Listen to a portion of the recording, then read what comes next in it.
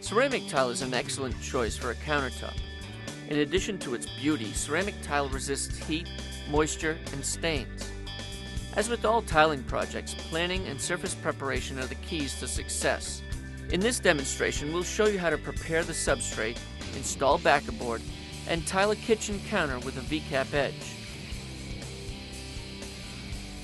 Before you begin, protect the base cabinets from damage and falling mortar by covering them with plastic sheeting or construction paper. Also place a drop cloth on the floor. Countertop tiles must be set on a surface that's level, solid, and can withstand moisture.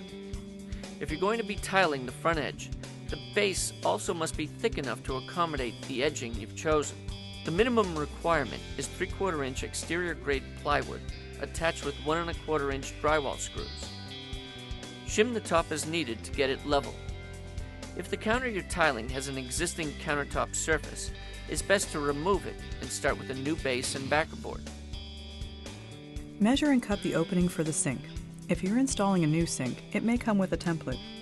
If you're reusing an old sink, measure the opening after you remove it. Make sure the placement of the sink leaves enough space so the faucet will clear the wall behind the counter. Also adjust the location if possible, so that when you install the tile, the cut tiles on the left and right side of the sink are the same size for a balanced look.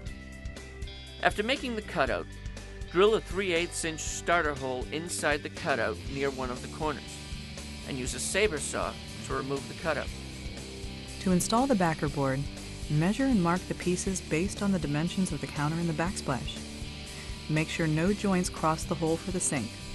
To cut the backerboard, mark cutoff lines on both sides of the panel with a felt tip pen or carbide scoring tool. Align a straight edge with the line on the side of the panel and pull the scoring tool along it several times. Make as many passes as you need to break through the surface. Do the same on the other side of the panel. With the backerboard on a flat surface, press down one side of the cut line with your hand and knee. With the other hand, lift up just enough to snap the board along the scored edges. Some types of backerboard may leave a sharp edge along the cut line, so be careful when handling the cut board. Dry fit the backerboard sections on top of the plywood, covering the entire surface. Make sure the edges of the backerboard and the plywood base are all perfectly flush. Leave 1/8 inch gaps between the adjacent panels using 16 penny spacer nails. Also leave a 1/8 inch gap at the back of the countertop for expansion. Using the existing cutout as your guide, trace the perimeter of the sink hole on the underside of the backerboard. Or, if you are using a large sink like we are, cut backerboard pieces to fit around it. Cut it out using a circular saw with a dry cutting diamond blade, and finish the corners with a jigsaw. We're now ready to install the backerboard.